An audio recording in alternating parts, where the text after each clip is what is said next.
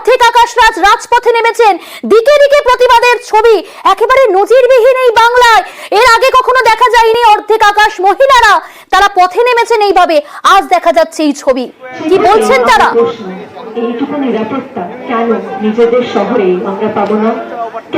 স্বাধীনতার মধ্যরাতে মহিলাদের রাত দখলের আন্দোলন, মহিলারা তারা রাস্তায় নেমেছেন। আমি কলেজ স্ট্রিটে রয়েছি এবং মাঝরাতে মহিলারা এবং রাস্তায় মহিলারা, আমার সঙ্গে প্রচুর মহিলা এসছেন, বিভিন্ন বয়সের মহিলারা রয়েছেন।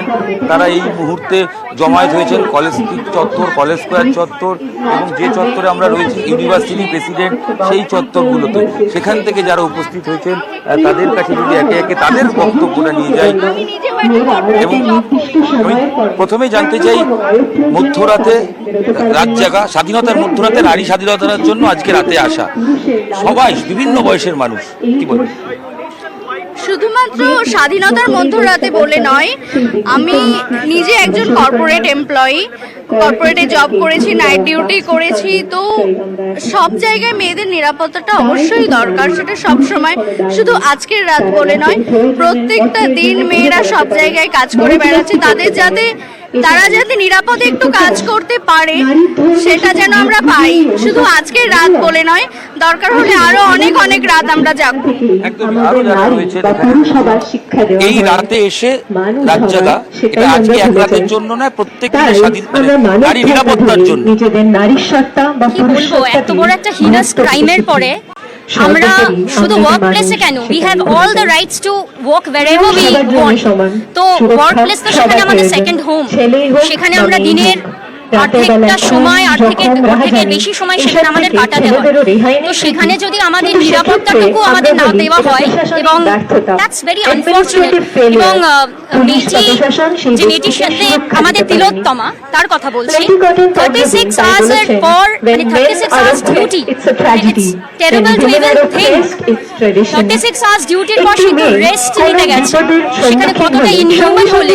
আর আমরা এতদিন স্বাধীনতার এতদিন বাদে এসে we don't know what to expect and what to give to our future generation. It is unfortunate. আমি আরো কয়েকজনের সাথে কথা বলবো।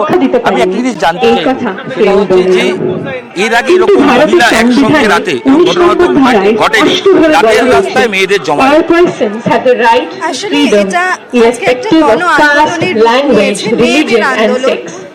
সর্বত্রই কি হয়, আমরা কর্মক্ষেত্রে, স্কুলে, কলেজে, এমনকি এমন হয়, মানে যৌথ পরিবার হোক বা এমনি পরিবার হোক, পরিবারের মধ্যেও এমন অনেক মানুষ থাকে, মেয়েরা প্রতি মুহূর্তে তাদের কাছে কোনো না কোনো ভাবে টর্চার হয়। হতে পারে সে আমার দাদা, হতে পারে কাকা, হতে পারে পিসেমশাই, এরকম অনেক কিছু হয়।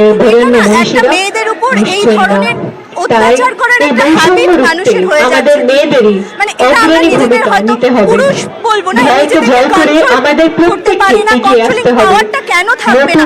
আমরাও মানুষ, আমাদেরও একটা ইচ্ছে অনিচ্ছে, আমাদেরও কাজ থেকে ফেরা, আমাদেরও ক্লান্তি, সবকিছু থাকে। আজকে যে ঘটনাটা ঘটেছে, সেখানে যে মানুষ, যে মেয়েটি ক্লান্ত হয়ে একটু ঘুমোতে এসেছিল, তাকে তারা একদম চিরশান্তি এটা কাঙ্ক্ষিত নয়। এটা শুধু কলকাতা নয়, সারা পশ্চিমবঙ্গ, সারা ভারতবর্ষে প্রতি মুহূর্তে 100 জনের মধ্যে 9টা মেয়ে ধর্ষিত হচ্ছে।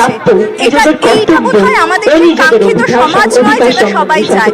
এই গণ আন্দোলন একটু একটু করে এইটুকু জায়গায় আসুক যে মেয়েদের স্বাধীনতা, মেয়েদের সুরক্ষা, এইটুকু সুরক্ষিত। এর বেশি মেয়েরা সুরক্ষিত থাকুক। আমাদের ঘরের প্রতিটা মেয়ে, যে মেয়েটা ধান কাটতে যায় সে ভালো থাকুক, যে কলেজে পড়াতে আসে সে ভালো থাকুক, যে বাসে করে যাতায়াত করে সে ভালো থাকুক, রাত দিন কাজ করে ঘরে ফিরে আসে, সবাই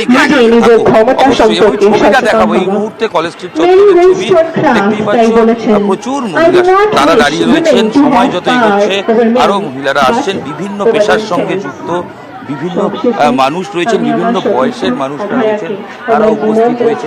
এখানে যারা উপস্থিত হয়েছেন প্রত্যেকেই তাদের মতো করে একেবারে আমরা সেই ছবি দেখতে পাচ্ছি কলেজ স্কোয়ারে। সেখানেও কিন্তু মহিলাদের আজকের এই জমায়েত, এই প্রতিবাদ কর্মসূচিতে তারা সামিল হয়েছেন।